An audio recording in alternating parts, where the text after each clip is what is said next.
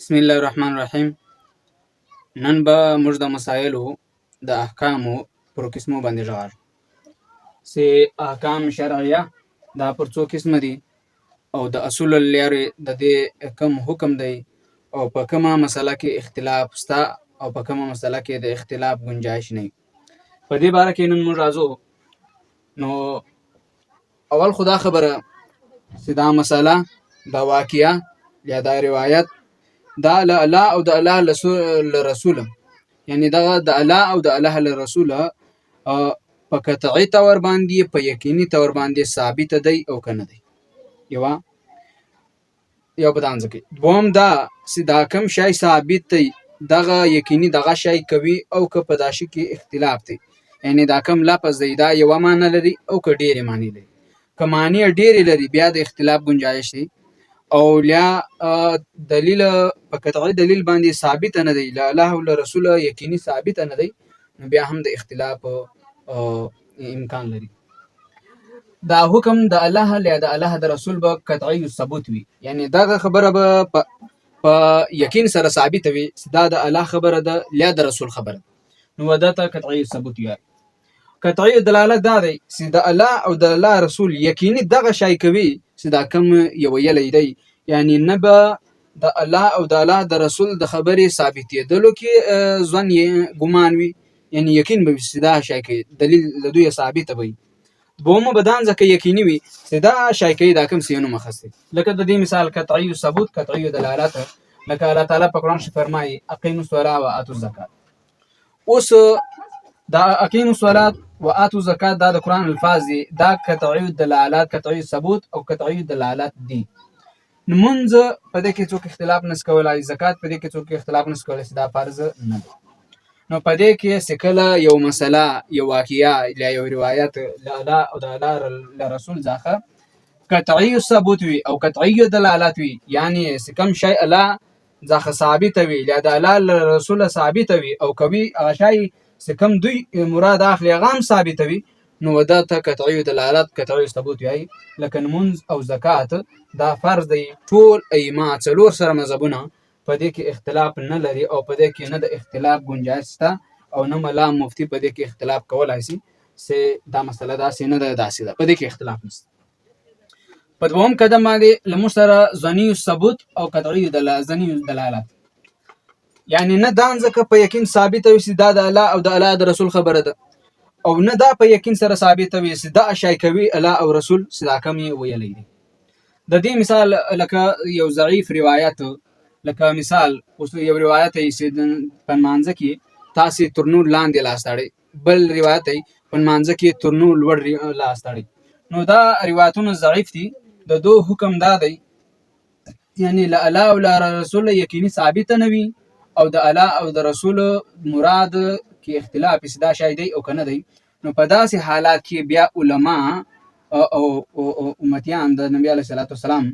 اختلاف کولای شي او تحقیق په دې کې کولای شي. په دې کې د اختلاف او د تحقیق گنجائش شته. لکه څلور سره مذهب امام شافعي رحمت الله علیه بیا استرنوی لوړ تړي او امام صاحب یا استرنوی لاندې تړي، نو دای پر خپل ځای ټیک دی او دای پر خپل ځای ټیک دی، په ځکه دا ظني ثبوت ظني دلالت دی، په یقین باندې دا نه ثابت ده چې نبی علیه السلام دا ویلي دي، یعنی ضعیف دی، او نه دا ثابت ده چې ترنو لوړ ویلي دي ترنو لاندې نه. دریم سکم د لمرسه قطعي ثبوت او ظني دلالت، یعنی دا ځکه لا الله او د الله رسول ځخه په یقیني تور باندې ثابت وي چې دا خبره الله تعالی کول غواړي، خدان ځکه په یقین سره ثابت نه وي چې دا شای کوي یا دا یو شی مراد. مثال درې سربم خلاصي، نو اوس الله تعالی په قرآن کې فرمایي ثلاثه قروء، لدا قروء په ټکی کې اوس په دې کې اختلاف نشته چې دا د الله خبره نه ده، دا یقیني ده چې دا د الله خبره ده او رسول صلی الله علیه وسلم باندې را نازله شوی د قرآن آیات. اختلاف په دا قروء کې دی، دا قروء ټکی حیز معنی هم لري او د پاکی معنی هم لري. اوس په دا مسله کې د علماو یا د امامانو اختلاف کېدای شي، اجتهاد کولای شي،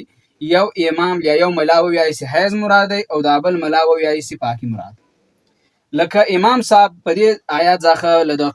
د قره لټکي ځخه پاکی مراد کوي، تاسو به لدا قریه ځخه پاکی مراد یعنی طلاق په پاکی کې